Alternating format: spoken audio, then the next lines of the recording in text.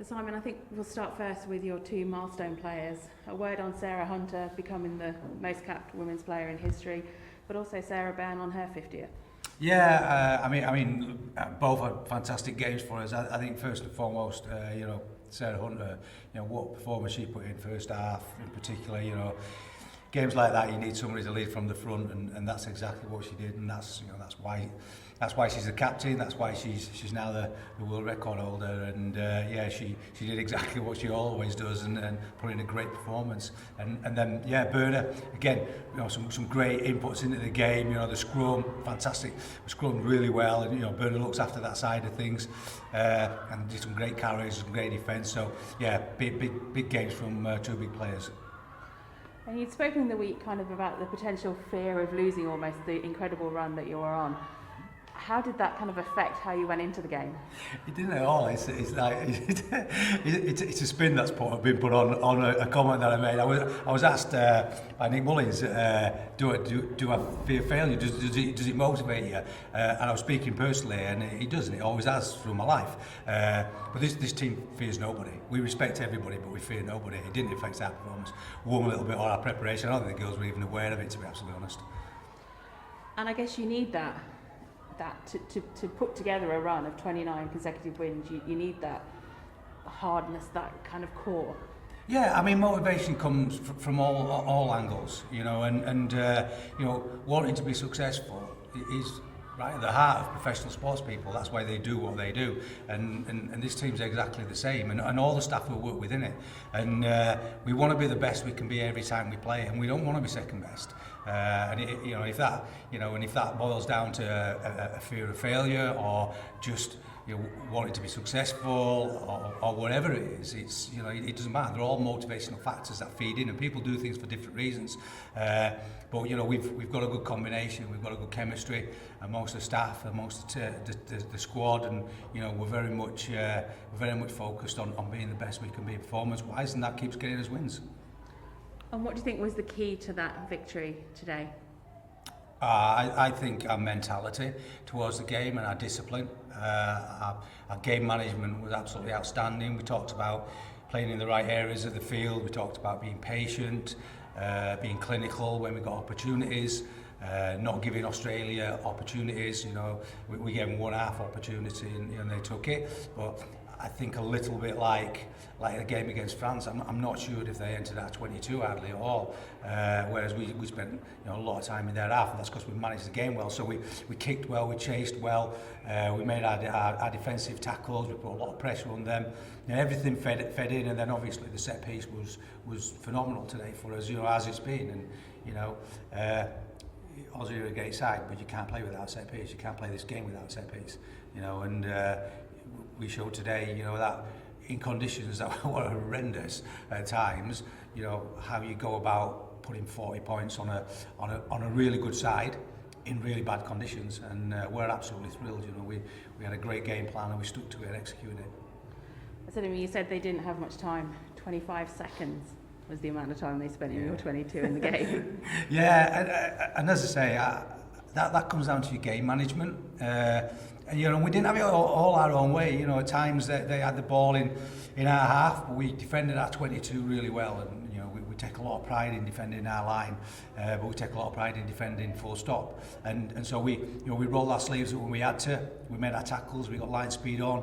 We pressured them, and then we turned the ball over and we put it back down into their half. And they couldn't do the same. They couldn't defend it and they couldn't get out. So we played a great pressure game. And you talk about your strengths of your forwards, your line-out. That again was a particular weapon today. Yeah, absolutely. It's absolutely vital in conditions like today. You could see how difficult it was for both sides. Both sides have got some great ball handlers in, and both sides want to play ball in hand. But you saw it was so difficult to string 3-4 passes together. So you've got to adapt, and you've got to find a way to get you the result, particularly when you're talking about a quarterfinal of a World Cup. And we did that, and we drove the ball really well. We defended. Our defensive line out was absolutely outstanding. I think we took something like 6 of their first 8. And our scrum was brilliant. And our scrum, we were able to scrum for penalties, which gave us field position. We were able to scrum for front football that allowed us to kick well. As I say, you can't play the game at this level without a set piece. And again, we saw the tries all coming from the forwards, pretty much most of them the last game. Is that concerning at all that they're coming from the forwards, that we're not seeing your expansive backline? Well, you never got it today, were you? It's they had a very expansive backline and they didn't score. They grabbed one really good try, but it's you're not going to see expansive rugby on a day like that. I think the opposition will be far more worried about our driving more than I am. I'm quite happy with it. And it's going to be Canada or USA that you're going to face in the semi-finals. What challenge do they bring? Oh, different ones. Both very physical sides. USA have got some great players, and Alev Kettle is one of the best players in the world. And there's a few players in there who can hurt you, and they'll be incredibly enthusiastic. I think Canada are an outstanding side. They're really well drilled. They've got a great set piece.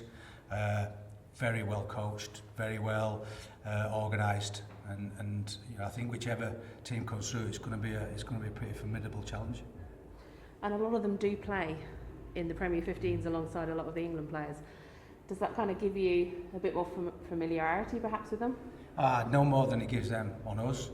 It probably helps them more than it helps us. They get a first-hand look up against a lot of our girls, week in, week out, and they get to train with them, and they're good friends as well. A lot of them are really good friends. We have a lot of friendships on the field, or a lot of friendships parked anyway, for next week. But I think both sides will know each other pretty well. But ultimately, you do your work anyway through the competition. You start to look at who you potentially might get, and then you do your research, and then when you know who you have got, you really go to town on it, and that's what we'll do. We'll be as prepared as we possibly can, and we've said that all along. We can't guarantee anything apart from the fact that we'll be as well prepared as we can, and we'll try as hard as we can. And we tried today. We tried so hard, and we got our rewards. And you're obviously going to be an interested spectator in the other semi-final, New Zealand against France. So what do you think fans can expect from that? I don't know. It'd be really interesting. France don't fear New Zealand at all. They've got a better they've got a better record against New Zealand than anybody. In fact, better one than us in recent times, for sure. And it mirrors the men's game a little bit in terms of France have a bit of a hoodoo over New Zealand. So it'd be interesting because the Black Ferns have played some spectacular rugby. They've been they're the form side of the competition, and there's no doubt whatsoever when you look at how they've played and whatnot. But there'll be a different proposition, playing France, because they'll be up against a really tough defensive side, and a side who don't fear them, and it makes for a great semi-final, and it's impossible to call it. It really is. We'll very much just focus on ours, and we'll just be doing our very best to get to the final. And whoever's in there, if we can get there, we'll respect massively. But as I say, we won't fear them. That's great. Thanks, Simon. Pleasure. Thank you. Okay. Cheers, guys. Thanks, Simon. Cheers. Have a good day.